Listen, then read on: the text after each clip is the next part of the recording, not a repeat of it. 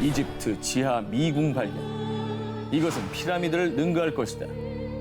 피라미드를 능가할 수 있는 게 있나요? 능가합니다. 피라미드 지하에 미로가 있나? 기원전 5세기 그리스의 역사가 헤로도토스의 역사서 역사 제2권에 이 미궁에 대한 기록이 남아 있습니다. 12왕은 공동으로 자신들의 기념물을 남기기로 결의하고 모이리스호 조금 위쪽 이른바 악어들의 도시 옆에 미궁을 지었다. 미궁에는 2층 건물이 있고 모두 3,000개의 방이 있다. 그 밖에도 17세기 고대 이집트 연구자인 아타나시우스 키르하는 미궁 대승을 남기기도 했습니다. 그러나 이렇게 역사서에는 있지만 그 흔적이 어디에도 없었던 미궁. 그래서 전 세계 고고학자와 지질학자들은요, 정말 미궁에 빠진 미궁을 찾기 위해 이집트로 향했습니다. 그런데 2008년 벨기에와 이집트의 공동 역사연구팀 마타하에서 드디어 미궁 위치로 보이는 곳을 찾은 것이죠. 이 연구팀이 가리킨 곳은 아멘엠헤트 3세의 피라미드 바로 이곳을 미궁이 있는 곳이라 한 이유는 이 연구팀은 그간 미궁 관련 정보들을 분석해서 미궁 장소로 예상되는 후보지에서 지질 레이더 조사를 했는데요. 그런데 아멘엠헤트 3세 피라미드 앞 지하에서 인공 구조물로 추정되는 것을 발견한 것입니다. 야, 이거 엄청난 발견이네. 그렇죠. 저 미궁에 뭐가 있을지 진짜 궁금한데요. 궁금하죠? 뭔가 중요한 걸 숨겨놨을 것 같은 느낌인데. 그런데 말입니다. 연구팀이 본격적인 조사에 착수하려고 하자 당장 미궁과 관련된 조사를 중단하시오. 이집트 정부와 고대 이집트 최고위원회에서 국가안보 제재를 이유로 미궁에 대한 조사를 중단하라고 요구했는데요. 그래서 연구팀은 이집트 정부에 정식으로 미궁 조사 허가를 요청했지만 묵묵부답. 이거 뭐야? 왜 그러는 거지? 결국 이집트 정부의 거센 반대에 부딪힌 마타하 연구팀은요, 아예 미궁 관련 웹사이트를 개설해 대중에게 그동안 조사한 내용을 공유했습니다. 엄청 크네요. 피라미드보다 크죠? 훨씬 크네. 지하 도시인가? 여전히 역사 속 깊은 사막에 갇힌 고대 미스터리 스팟, 이집트 미궁. 과연 연구팀이 발견한 것은 진짜 미궁일까요? 그 해답은 지금도 미궁에 빠져 있습니다. 이집트에서 오래전부터 내려온 전설의 미라, 파라오의 저주. 그런데 말입니다. 이 파라오의 저주가 올해 이집트를 발칵 뒤집었습니다. 뭐죠? 이집트의 파라오의 저주가 뭐 나왔습니까? 지난 3월 이집트에서 발생한 수에즈운하 좌초 사고, 국제 핵심 무역로인 수에즈운하의 통행이 막히면서 전 세계적으로 물류 대란이 발생. 그 피해액은 무려 10억 달러, 1조 1,177억 원에 달할 것으로 추정됐는데요. 그런데 사고 이후 일각에서는요. 이건 파라오의 저주다. 왕의 안식을 방해하지 마라. 수에즈운하 사고가 파라오의 저주라고 주장했습니다. 무슨 말이죠? 이게 수에즈운하고 무슨 상관이에요? 이게? 갑자기요? 이 사고 발생 전 이집트 정부가 수도 카이로의 이집트 박물관에 잠들어 있던 신왕국의 절대 군주 람세스 2세, 여성 파라오 하트셉수트 등 이 고대 파라오와 왕비의 미라 총 22구를 신축한 국립문명박물관으로 옮기겠다고 발표. 그리고 수에즈운하 사고 발생 3일 만인 3월 26일에는 소하그 지역에서 열차 추돌 사고로 32명 사망. 그 다음 날엔 카이로에서 건물 붕괴로 18명 사망. 불과 며칠 새 각종 사고가 발생했습니다. 근데 중요한 건 사고들이 났으니까 네. 저 같으면 두려워서 그냥 계획을 취소할 것 같거든요. 아하. 옮겼습니까? 현지 시간으로 지난 4월 3일 파라오 골든 퍼레이드가 진행됐습니다. 됐어요? 와, 진행했네 그냥. 야, 진짜 국가 행사다 완전히. 파라오 골든 퍼레이드는 오케스트라와 대합창단이 장엄한 곡조를 연주하는 가운데 전통 의상을 입은 무용수들과 의장대, 군악대 행렬이 이어졌고요. 고대 이집트 파라오 장례식 때 쓰던 목선을 본뜬 운구 차량들의 행진이 거행됐습니다. 야 이거 자체가 진짜 엄청난 문화 대행사였네요. 골든 퍼레이드네 진짜.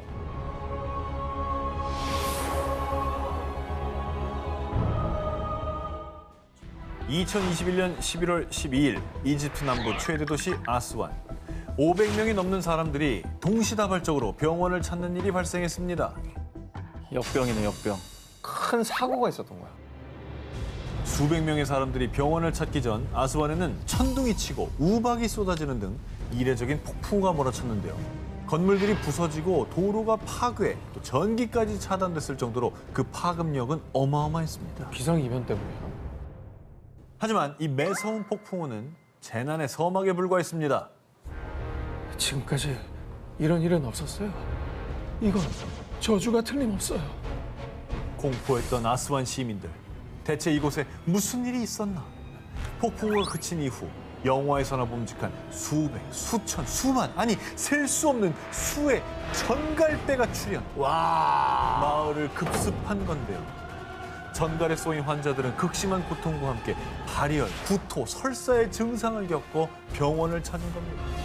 와, 이거는 가끔 막 성경에 나오고 이런 말 그러니까, 하늘에서 막 바람이 할래도 안 되는 거죠. 저거는 불가능하죠. 그치? 너무 이상한데 이거? 이 아스완 근처는 사막지대입니다. 그러니까 전갈이 생소한 건 아니었어요. 하지만 이렇게 하룻밤 사이에 이렇게 때로 움직이는 전갈은 이 동네 사람들이 봤을 때도 처음 있는 일이었다고 합니다. 전문가들은 전갈이 빗물에 실려서 마을로 흘러들어온 것이라고 설명하지만 주민들은요. 누군가 파라오를 분노하게 한 거예요. 이건 저주가 분명하다고요. 그러니까 여기는 영험한 기운이 있다니까.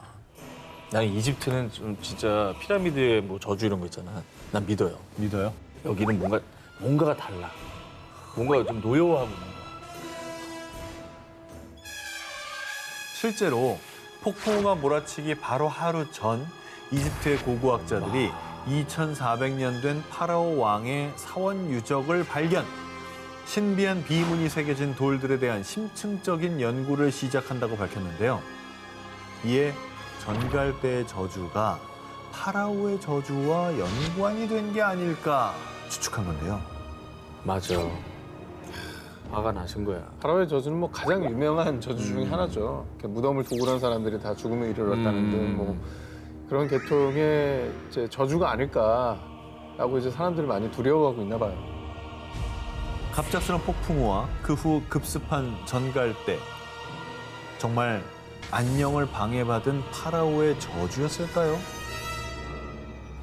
난 맞다고 봅니다. 난 맹신이야. 지구 곳곳에 숨겨진 외계인 흔적 19 11일 공개합니다. 자, 이게 뭘로 보이십니까? 일단 바퀴? 뭔가 돌릴 것 같긴 해. 어. 팽이같이. 그다음에 뭐 이렇게 장난감 프로펠러도 좀 저렇게 생겼거든요. 장난감 헬기에 달린. 자, 이것은 세상에 하나밖에 없는 것으로요. 그 용도가 아직도 미스터리해서 정말 이제 하늘에서 뚝 떨어진 것이 아닐까 하는 의심까지 드는 물건입니다. 일명 사부의 원반. 1936년 영국의 이집트 학자 월터 브라이언 에머리가 고대 이집트의 사카라 유적지에서 사부 왕자의 무덤을 발굴하다가 발견했습니다. 지름 약 61cm, 높이 약 10cm. 삼면에는 매우 얇고 구부러지게 조각된 특이한 돌출부가 있습니다. 저게 특이해. 그런데 이 사부의 원반은 흔히 편암이라고 불리는 암석으로 제조됐는데 문제는 이 편암이 매우 깨지기 쉬운 성질로 조각하기 어려운 암석으로 손꼽힌다는 겁니다. 사부 왕자 무덤의 추정 시기는 기원전 약 3000년경. 와, 당시 기술로는 절대 불가능했을 아주 세밀한 조각 기술 때문에요. 이 사부의 원반은 당시 이집트 왕조 시대와는 어울리지 않는 유물, 즉 오파트로 분류되고 있습니다. UFO에서 떨어진 부속품이네. 거의 그렇게 생각되는 누가 거예요. 만들었어요, UFO를? 그럼요. 돌로? 돌 UFO 되게 유명해요. 아, 유명해요? 돌 UFO. 착륙이 안정적이니까.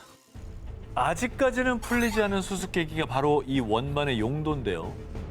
발견 직후 몇몇 학자들은 이를 꽃병이다, 뭐 향로다, 아니에요. 아니 뭐 단순한 장식용품이다, 혹은 뭐 의식용 물품이다 이렇게 추측했지만 확실한 증거는 없었고요. 수많은 학자가 연구를 거듭했지만 술을 제조할 때 콩물과 뜨거운 물을 고르게 섞고 으깨기 위한 갈퀴의 하나였을 겁니다. 글쎄요, 제가 보기에는 외계인과 소통하던 이집트인들이 비행 접시를 본뜬 모형 같은데요. 이게 일리 있다. 아, 만나서. 그럴 수도 있죠. 딱 보자마자 야, 너 그거 봤어? 이러면서 그걸 만든 거야. 어. 후세에 알리려고 이런 게 왔다고. 그리고 그렇게 맞지. 신기한 걸 봤다면 공들여 만들만 하죠. 그렇지. 네. 근데 말이야, 그 기원전 3000년이면 저런 거 만들 기술이 있었을까? 왜 없지? 없습니다. 기술은 없었다고 저렇게 보는 거죠. 정교하게 말이야. 그게 제일 신기한 점이긴 해요, 그러니까. 사실. 야, 설명하기에 그것밖에 이제 생각이 안 나는 거지 뭐. 근데 가장 오래된 형태의 UFO 아닌가요, 저게? 우리가 막 뱉은 얘기 중에 답이 있으면 외계인이 되게 놀래겠네. 그러니까. 뭐야, 쟤네들? 어떻게 알았지? 이러면서. 여태 아무도 못 맞춘 걸? 어느 날 하늘에서 뚝 떨어진 듯 여전히 그 용도를 알 수 없는 유일무이한 사부의 원반. 그게 무엇일지는 그 옛날 이집트인만이 알고 있지 않을까요?